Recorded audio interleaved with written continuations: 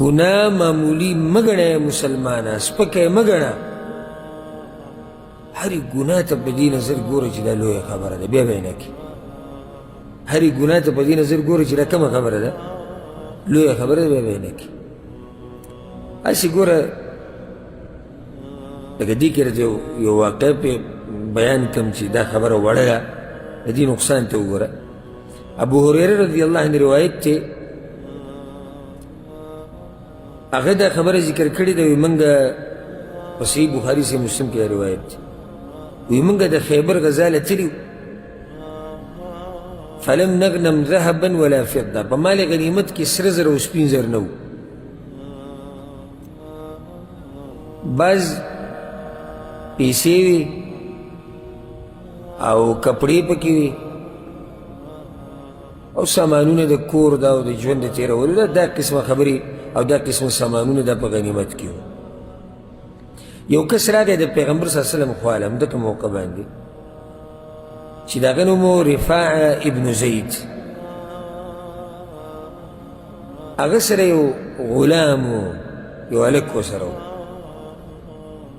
اگر روستو پیغمبر صلی اللہ علیہ وسلم تے ہدیہ کو یا رسول اللہ دے یعنی ستا دا پارا شو بستا خدمت بکی او دا دی علک نمو مدعم دی غلام نم مدعمو بس پیغمبر صلی اللہ علیہ وسلم بیروان شو سفری مخ کی پورا کو وادی القرى تورسلو دا گوری دا خیبرنا واپسی کی یعنی علتا غنیمت دکو چی سو غنیمت کی سو پیسی وی کپڑی وی سامانو دا کورو دا جون دا تیرول وی کله چې پیغمبر صلی اللہ علیہ وسلم دی علاقې ته راورسېدو چې هغې ته وادي القرى ویلی کېږي دا مدعم لګیا و د پیغمبر صلی اللہ علیہ وسلم دا سورلۍ یې برابروله د قضیې کې صحابه کرامو پړاو وکړو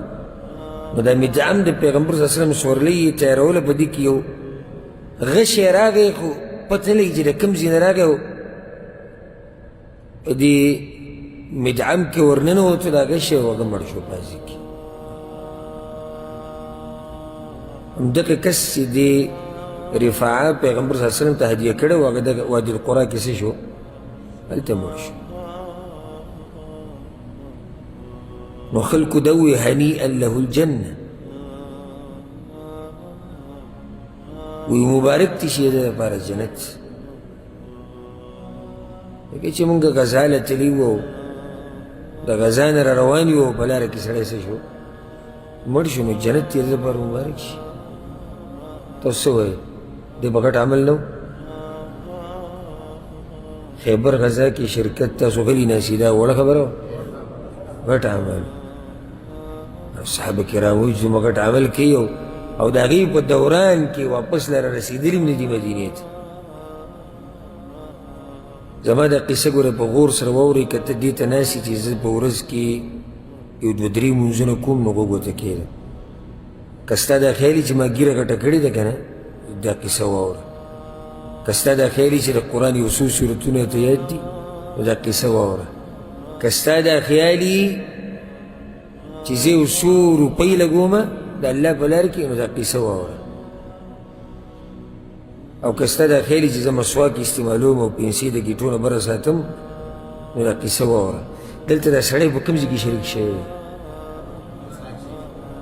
د خیبر په غزا کې د چا په ملګرتیا کې د پیغمبر صلی الله علیه وسلم په ملګرتیا کې دا معمولي خبره ډېره غټه نو زه تا ته وایم دا چې خپل عمل ته لږ غری یې که نه چې زه څوک یمه واوره خلکو یې هنیئا له الجنه وایي د ده لپاره د جنت مبارک شي پیغمبر صلی الله علیه وسلم وایي کلا نه نه جنت چې ده ته مبارک نه شي قسم دی زما په هغه رب باندې چا په لاس کې زما ساه ده ان الشمل التي اخذها يوم خيبر من المغانم لم تصبها المقاسم لتشتعل عليه نارا غنیمتونه چې نو تقسیم شوي په خیبر کې دته یو صادر ځان لا اغستی و پټ دا که صادر د لاسه په اوس هم وربلیږي صادر غټه خبره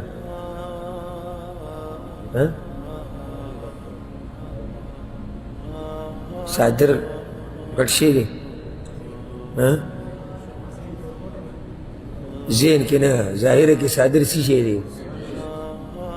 قیمتي دی نه یو سړی د یو صادر د لاسه دا انجام دی او ته همیشه حرام خورا هېڅ خبره نه یو سړي د یو صادر د لاسه دا انجام دی او ته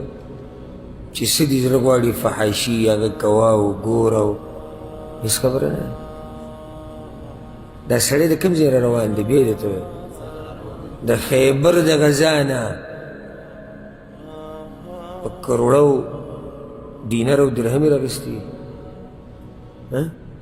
څه شی دی صادر دی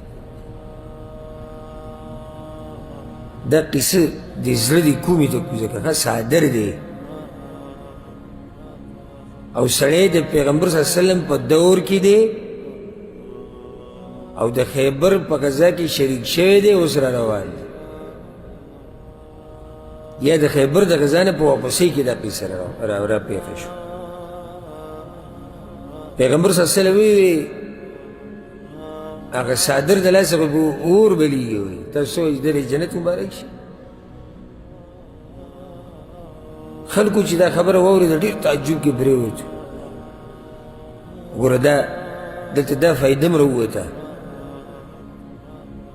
چې په ظاهر باندې به په ښه فیصله م نه کې فیصله د هغه چا مبارک کې یقیني ده چې الله او د الله پیغمبر ویلي چې دی جنتي دی موږ وایو جنتي دی چې هغه وایي جهنمي دی موږ وایو جهنمي دی د هغې نه علاوه چې تقوادار او دیندار یې نو امید ساتو چې جنتي وی او چې ګناهګار یې نو یریږو پې د الله نه د الله د عذاب نه بس خو فیصله ټوس فیصله نه کوو چې دا جنتي دی او که دا جهنمي دی دا مسله موږ نورو ځایونو کې ذکر کړې ده کله چې خلکو دا خبره واورېده ډېر تعجب شو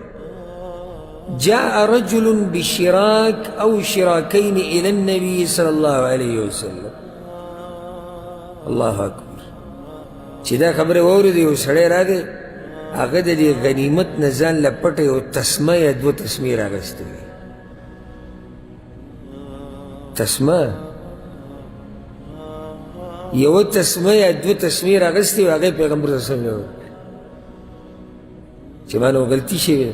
پیغمبر صلی الله علیه وسلم ورته شراک من نار او شراکان من نار که دې یخودی وی نو د اور یو تسمه یا دوه تسمې د اور به دې ځان سره یخودي که دا در سره ویم د اور تسمه وه تسمه د ما د غنیمت نه اخیستې ده او هغه پیغمبر صلی الله علیه وسلم وایي که د سره پرته وي خو د اور تسمه وایي جهنم سم خیال دی د دغو مبارکې چې هغوی یعنی د حرامو پیټي او د ناروا